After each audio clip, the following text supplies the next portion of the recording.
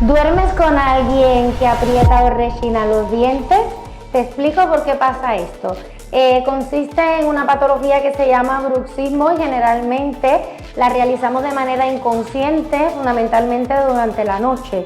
Esto es muy perjudicial porque provoca dolores musculares, trastornos en la articulación, desgaste en la superficie de los dientes e incluso puede provocar fracturas de reconstrucciones y del propio diente.